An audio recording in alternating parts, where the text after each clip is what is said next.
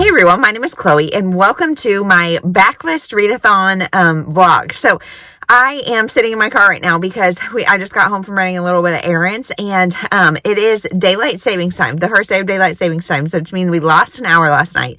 And I am so glad that we're almost done with that. I think this is the last time, right? Because it is a nightmare, like a literal nightmare. So we are also all sick in our house. We have colds, just regular colds, but just enough to make my kids like extra whiny, extra needy, and not sleep. And so Etta was up most of the night, and then we watched the hour get lost, and we're just exhausted today. But today is also the first day of sunshine that we've had in a week, literally. So trying to get some fresh blood. But anyway, I'm trying to update or film this intro while I'm by myself and quiet, because it is mass chaos in my house because everybody's tired, everybody's sick, and we all want to be out in the sunshine, but it's still cold. So kind of a mess. But I have started with a bang because of not sleeping, because of being up a lot.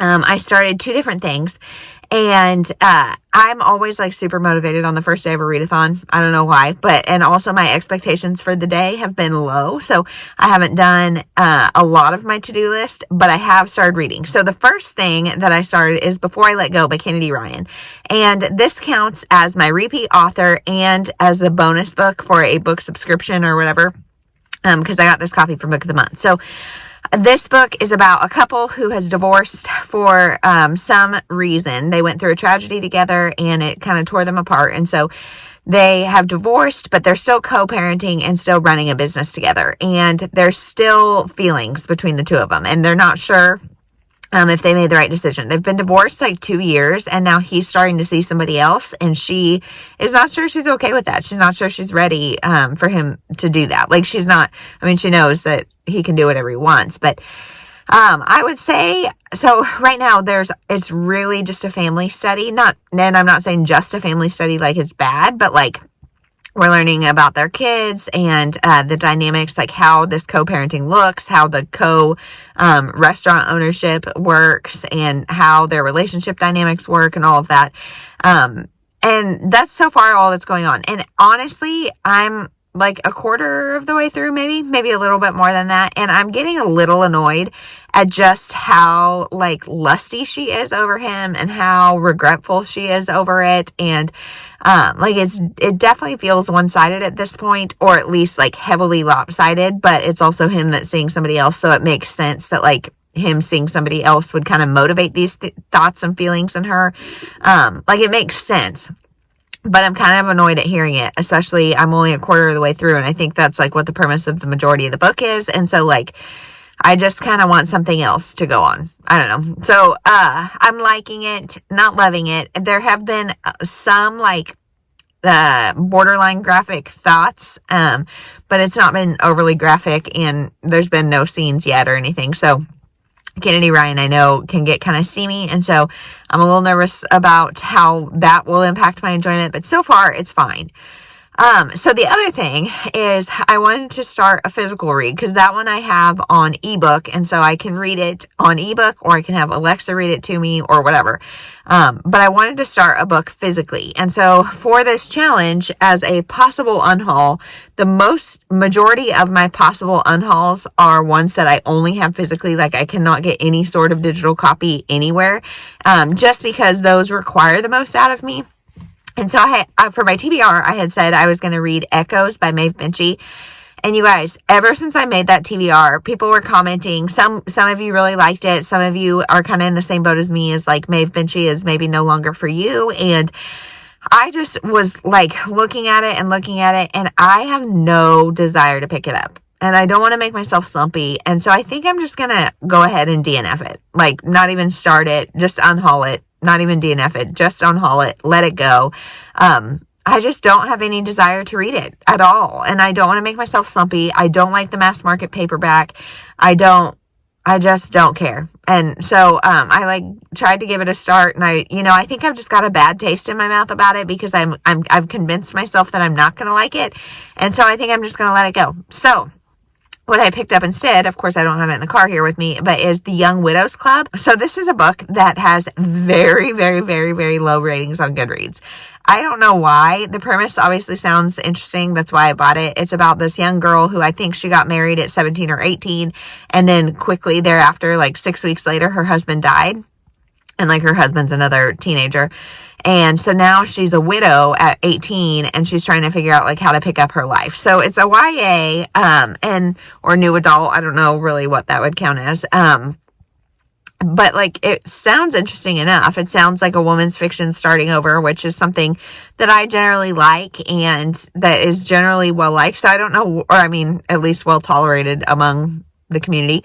But I don't know why it's got such low ratings, and I have considered unhauling it just because to have to read it all physically and not like, and have such terrible ratings, yikes. But I'm happy to say I'm almost halfway through it already, and I'm not hating it. I mean, it's like a 3-star book. It's not bad. Because it's YA and relatively straightforward. It's only like 300 pages or so, and so I'm about 150 pages in, and it is a lot about this girl, and it's kind of angsty because she's still 17 or 18, and she's still just trying to figure out her place. Her husband was the member of a band, and she kind of managed it. She had dropped out of school, and now she has to go back, and there's just a lot of life changes. She had moved out with him and all of that, and now she can't afford to do that. And so lots of life changes, lots of stuff to figure out. She is definitely an angsty teenager, but she's also been through a lot. She lost her mom when she was younger. She's now unexpectedly lost her teenage husband. So she's been through a lot, and I would say as of now, it's like a 3-star book. It's nothing exceptional, but it's not bad. So, those two things are both in the works. So I'm pretty proud of myself. I've got like 50% through one and 25% through the other. And, it's day one. It's afternoon number one. So now, the kids just got up from a nap.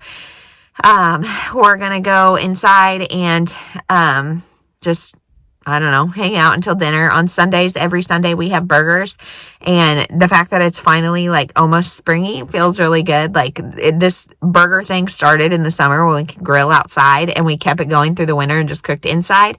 And it's not quite a day to be outside, but it's getting close. So I'm going to make burgers and just try to recover and keep ourselves okay.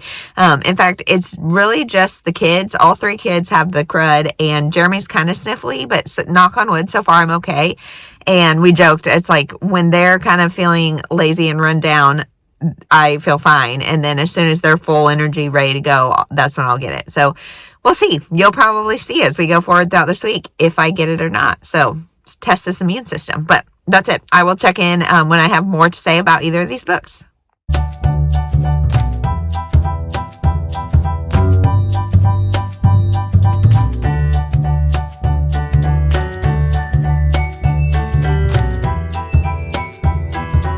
Hey everyone, so it is a few days later. It is, well, I guess the readathon started Sunday. It's now Tuesday, and I just finished before I let you go. And like, I feel like after I filmed that first clip, I was like, I think I'm being a little unnecessarily harsh on the couple. And then the book did what I didn't want it to do. So like, here's my thoughts. There's so much that I really liked about this book. It is 2 broken people who have been through something really hard, and there are a lot of trigger warnings, so look them up. I feel like it's a little bit spoilery to talk about them, but they had a lot of loss, and as the book goes on, we find out more and more details about it, and it is heartbreaking. Like heartbreaking. And something about me, I think like a trauma response or something, is that like if I can relate at all, a lot of times I like go heartless on it, and or if it's something I like can't fathom, I go like cold stonewall on it instead of like crying about it. And that's kind of what happened in this book. So like I didn't feel super emotional, but it was a very emotional, very hard thing that happened to them. And their responses to it were very different, and it makes total sense that their marriage ended despite being a really good marriage. Like, it makes total sense because this was a big deal that happened, and their responses were so different. So that all made sense. My complaint about, well, and let's continue with things I like. So they also talk about therapy a lot in this book, and I love that, especially when you go through something so traumatic.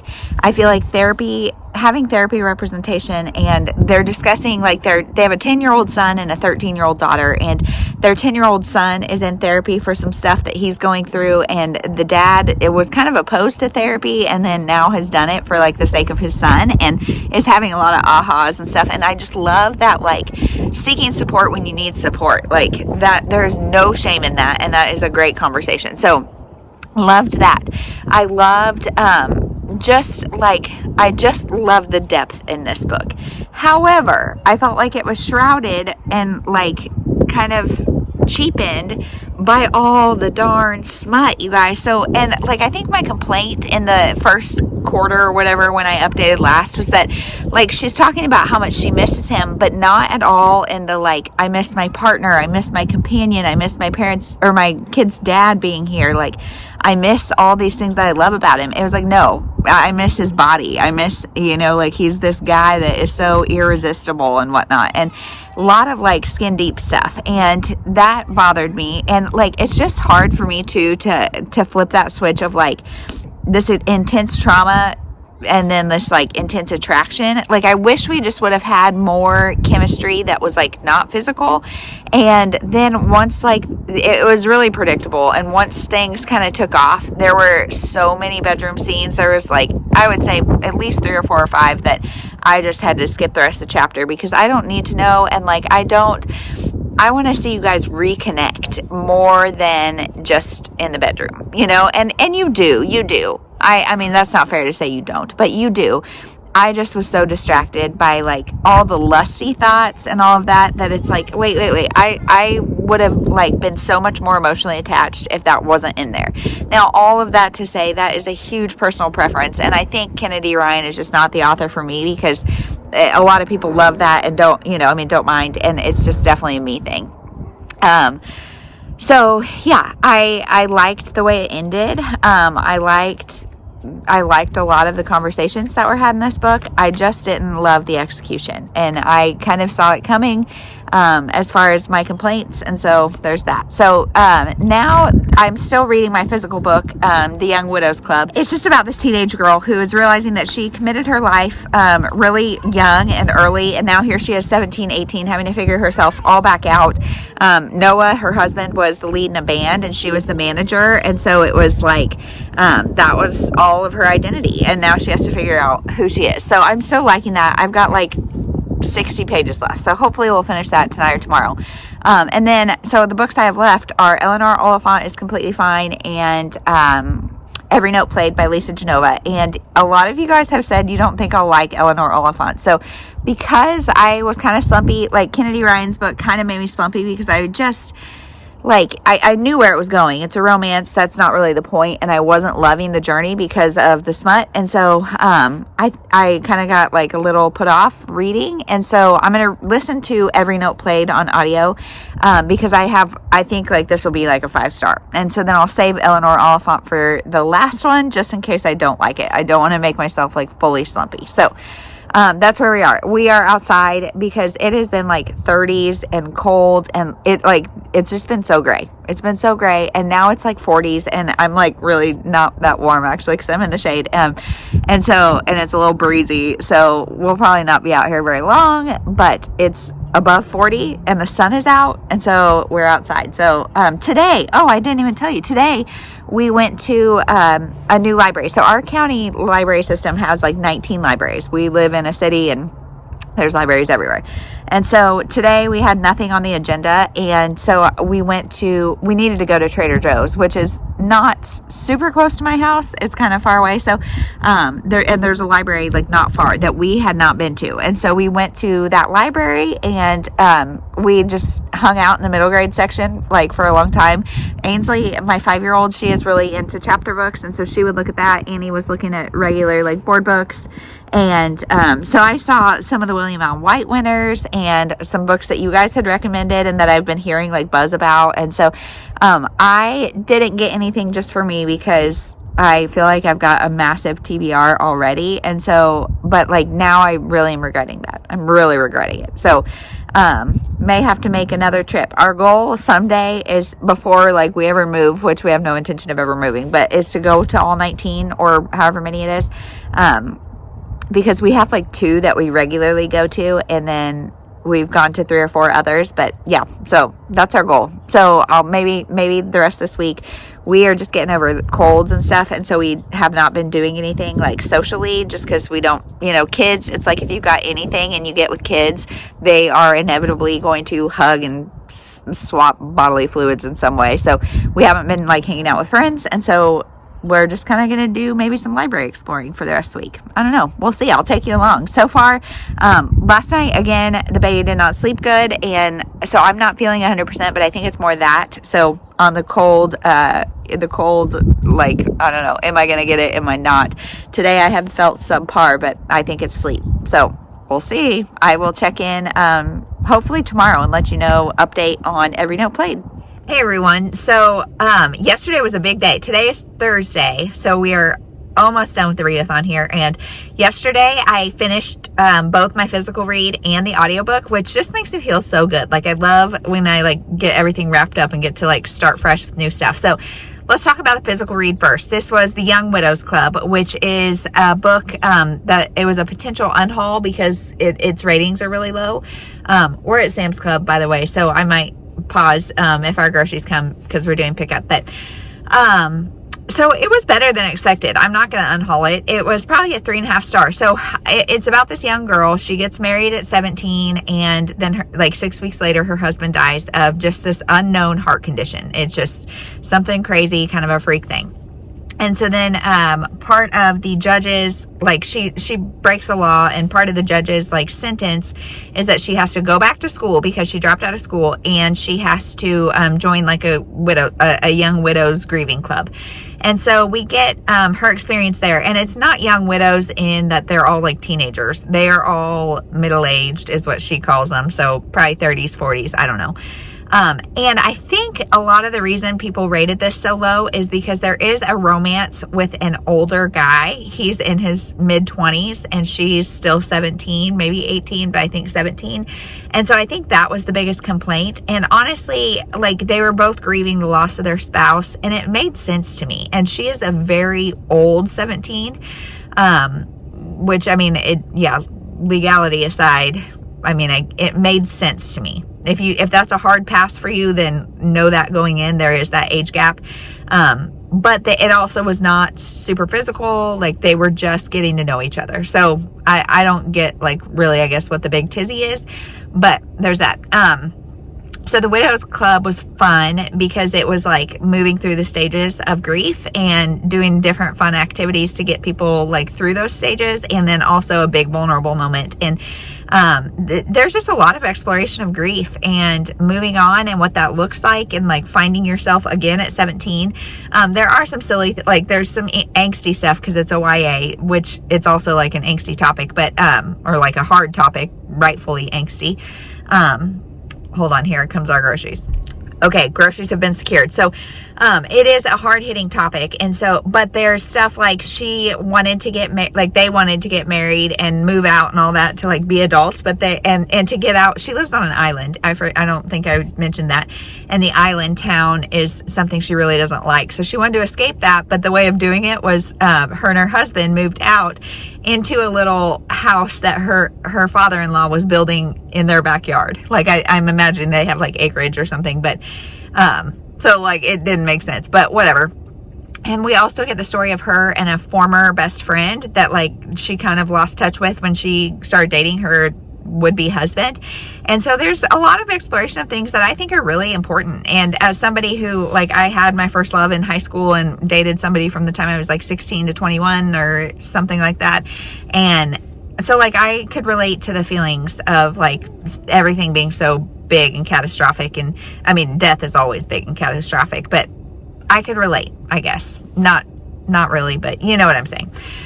So I liked it. I gave it 3.5 stars. I think, like I said, from what I'm seeing from reviews, the biggest complaint is the age gap romance. So, and that is a minimal part. This is definitely like not a coming of age. Well, maybe, I guess, coming of age women's fiction. It is not a romance. So then the other thing I finished was Every Note Played by Lisa Genova. And this was a 5-star prediction, kind of. And I would say I gave it maybe like 3.5. Again, really important discussions being had, and really just a hard-hitting book, but not that enjoyable to read because it's really heavy. So this is about a concert pianist who gets ALS and starts losing control of his body. And he doesn't really have anybody. And so his ex-wife kind of steps in to take care of him. And she's got a lot of resentment built up from a lot of years of abuse and bad stuff. And she's choosing to let that go in order to take care of him and be there for him. And just watching him disintegrate, his health disintegrate, his dependency rise up, and her like humility and ability to set things aside, like it was really powerful and really intense and really like hard. That being said, like I was kind of like having like weird spirally thoughts, because between the young widow and this story, there's a lot of like death and heaviness going on. And like he was young, he was in his 40s, I think. And yeah, it was heavy, it was hard, it was a lot of good messages and a lot of good things to think about, and a lot of things that like you would never come to those situations without this huge dire thing of ALS, or insert illness here. So it was good. It was really well written, as Lisa Genova does. It was just kind of like the whole thing felt very heavy, very, very heavy. So, and there was a lot, like as he's losing abilities, he's talking a lot about his sexual abilities that he's losing, and that part like rubbed me wrong, but I just don't like to hear about that because I don't care, but that's part of it, I guess, and for him it was part of it. And so that, yeah, it was just part of the process. So a couple of decent reads, and now I have started Eleanor Oliphant is Completely Fine, and I'm going in with really low expectations because a lot of you guys have said you don't think I'll like it because it's slow and it's just about her, and I'm not far into it, like maybe an hour in the audiobook, and it's like a 10 or 11 hour audiobook. But I'm liking it so far. Eleanor is funny and quirky, and like I'm liking getting to know her. That being said, if it doesn't pick up in the next 10 hours or 9 hours or however much I have left, I will definitely get bored and not love it. So we'll see. So far, okay. Yeah, so far so good. So I will check in as soon as I finish that. Hopefully it's today or tomorrow, because I think the readathon ends Saturday. So yeah, today we just went to the chiropractor, went to Sam's Club. Now we're going to go unload groceries. The girls have been really into science experiments lately. So we made Chief's lava lamps with yellow oil and red water yesterday, and an Alka-Seltzer, because I got a Costco order like a couple weeks ago, and we got a whole bunch of stuff that wasn't ours, including a ton of Alka-Seltzer. So if you've got any science experiments with Alka-Seltzer, let me know. But we did that, and now I don't know what we'll do today, and then I think tomorrow is St. Patrick's Day, so we might do some fun stuff with that. So that's what we're doing. So I will check in later. Hey everyone, so it is Saturday the 18th. Yesterday was St. Patrick's Day, and we had just the funnest day, and I never got on to update because I just couldn't find the time. We just had a busy day, and we ate all green food all day. So I kind of shared different ideas for my kids. They had green peanut butter banana breakfast bars with some green yogurt and kiwi, and then we had I don't even know, avocado toast and I can't remember. I guess I should look at the footage, right? But avocado toast, peas, and green grapes for lunch. And then for dinner, we had green noodles, which I actually make a lot. And I either use, like, I just throw a bunch of stuff in a blender and put it over pasta, and we eat it at least once a week, probably. And so it was just a concoction of stuff, and it was green noodles, and that was awesome. And then also had pears and edamame, and I feel like there was something else. I can't remember. But, and all throughout the day, the kids ranked their favorite foods, and it was awesome. And we also did a couple crafts. So I gave them a challenge I just gave them the primary colors and said, can you make a rainbow? And so you will see how those turned out. The level of effort is so indicative of my two kids. My 5-year-old nailed it, made a whole scene, did the whole thing, made it beautiful. My almost 3-year-old just had a heyday combining all the colors and making a big black cloud. Such their personalities. I loved it. It was so fun. And then we had bought flowers because I think I've talked about it, but my daughter thinks that if we go to Trader Joe's, we have to come home with flowers. And so we just happened to buy white carnations. And so we put those in water, in food coloring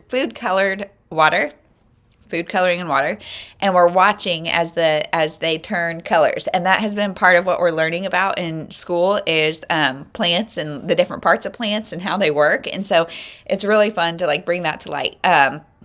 That's really all the arts and crafts thing we did. We did a ton of basketball watching because yesterday was the second day of the first round of March Madness, and we all have brackets. I don't know if I've mentioned that or not. I've got 2 vlogs going, and I'm not sure what I'm mentioning where. So we all have brackets going on, and as of now, the prize is whoever wins gets to pick the menu for the day. Well, I am in first place by a margin, and like I pick the menu every day, all day. So it might be like my choice of something different, or I kind of want to say like they make dinner, and like them and my husband, but I kind of have control issues, and like I know we would probably eat dinner at like 8:00 at night, and that just doesn't work. So I don't know what the prize will be if I win, but we'll see. So that's really what's been going on. Today is part 1 of round 2 of the basketball tournament, and like I said, I'm leading the pack, but there's still a lot of potential. So 2 number 1 seeds got upset, and you guys probably don't care about any of this, so I'll stop talking.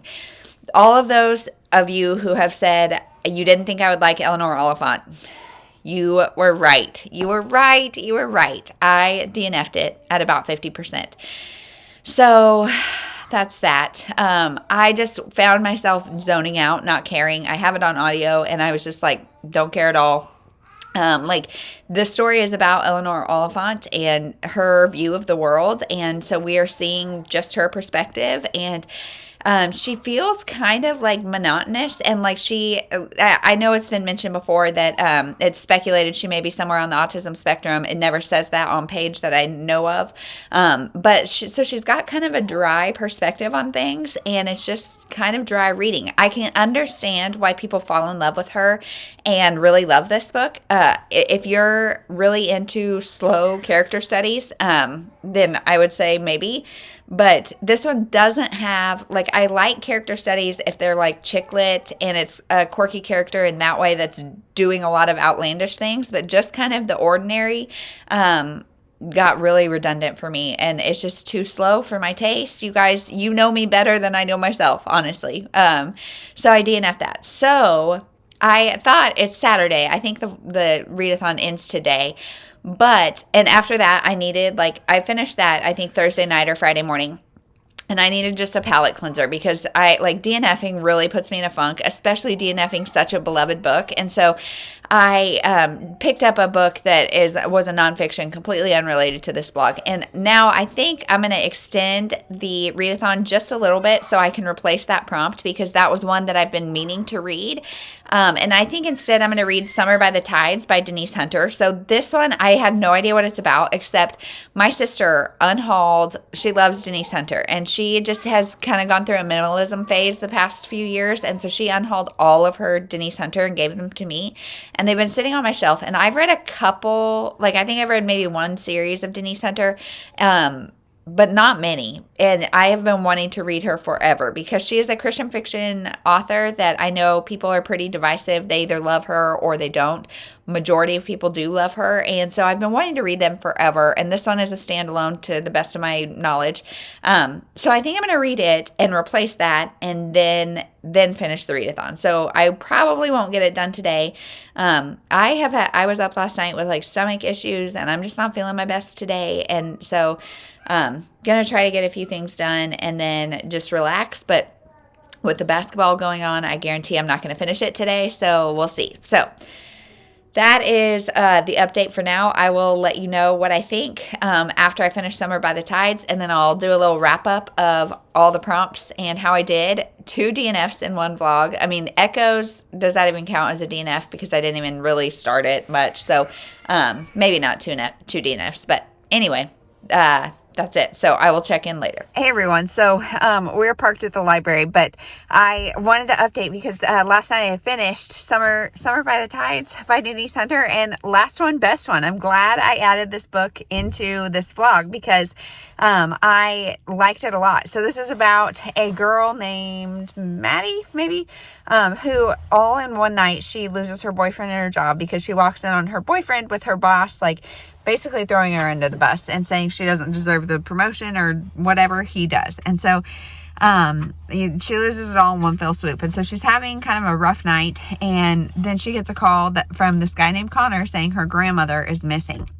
And so she has to go to this beach town in North Carolina. And so she goes, and what she doesn't know is that he also called her 2 sisters. Well, 2 of her sisters do not get along. And so it is some tension there, and there is I would say this is definitely that fine line between women's fiction and romance, because there is the romance between her and Connor, but there's also the dynamics between the sisters, and each of the sisters has like their own thing going on. So I appreciated the amount of depth. I appreciated the way Christianity is woven in. It's not like throwing scripture in your face just for that sake, to make a point, but it is like they reference God multiple times in just the way that Christians do, like in the way you would live your life, like just as a reminder to let go and just kind of relax in that. And so it was good. I liked it. I gave it probably 4 stars.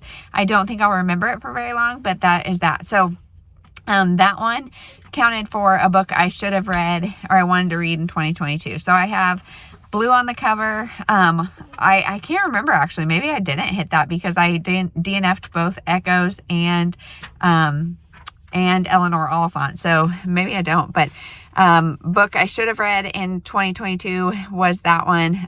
Repeat author was Before I Let Go by Kennedy Ryan. Let's see, what are the other ones? Bonus book was Kennedy Ryan. Every Note Played was something.